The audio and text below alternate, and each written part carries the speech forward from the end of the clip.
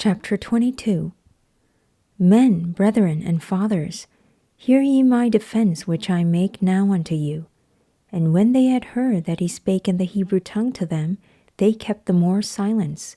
And he saith, I am verily a man which am a Jew, born in Tarsus, a city in Cilicia, yet brought up in this city at the feet of Gamaliel, and taught according to the perfect manner of the law of the fathers, and was zealous toward God, as ye all are this day. And I persecuted this way unto the death, binding and delivering into prisons both men and women. And also the high priest doth bear me witness, and all the estate of the elders, from whom also I received letters unto the brethren, and went to Damascus to bring them which were there bound unto Jerusalem, for to be punished.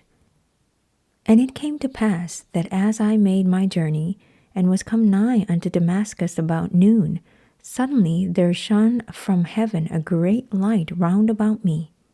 And I fell unto the ground, and heard a voice saying unto me, Saul, Saul, why persecutest thou me? And I answered, Who art thou, Lord? And he said unto me, I am Jesus of Nazareth, whom thou persecutest. And they that were with me saw indeed the light, and were afraid, but they heard not the voice of him that spake to me. And I said, What shall I do, Lord? And the Lord said unto me, Arise, and go into Damascus, and there it shall be told thee of all things which are appointed for thee to do. And when I could not see for the glory of that light, being led by the hand of them that were with me, I came into Damascus. And one Ananias, a devout man according to the law, having a good report of all the Jews which dwelt there, came unto me, and stood, and said unto me, Brother Saul, receive thy sight. And the same hour I looked up upon him. And he said, The God of our fathers hath chosen thee, that thou shouldest know his will, and see that just one, and shouldest hear the voice of his mouth. For thou shalt be his witness unto all men of what thou hast seen and heard. And now why tarriest thou? Arise, and be baptized, and wash away thy sins, calling on the name of the Lord. And it came to pass, that when I was come again to Jerusalem, even while I prayed in the temple, I was in a trance, and saw him saying unto me, Make haste, and get thee quickly out of Jerusalem, for they will not receive thy testimony concerning me. And I said, Lord, they know that I imprisoned and beat in every synagogue them that believed on thee.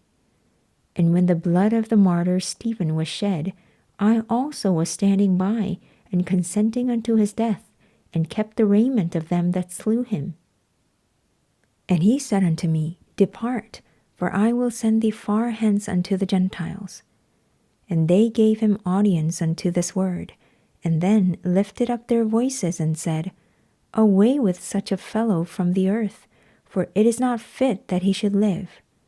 And as they cried out, and cast off their clothes, and threw dust into the air, the chief captain commanded him to be brought into the castle, and bade that he should be examined by scourging, that he might know wherefore they cried so against him. And as they bound him with thongs, Paul said unto the centurion that stood by, Is it lawful for you to scourge a man that is a Roman and uncondemned? When the centurion heard that, he went and told the chief captain, saying, Take heed what thou doest, for this man is a Roman. Then the chief captain came and said unto him, Tell me, art thou Roman? He said, Yea. And the chief captain answered, With a great sum obtained I this freedom. And Paul said, But I was freeborn. Then straightway they departed from him which should have examined him, and the chief captain also was afraid, after he knew that he was a Roman, and because he had bound him.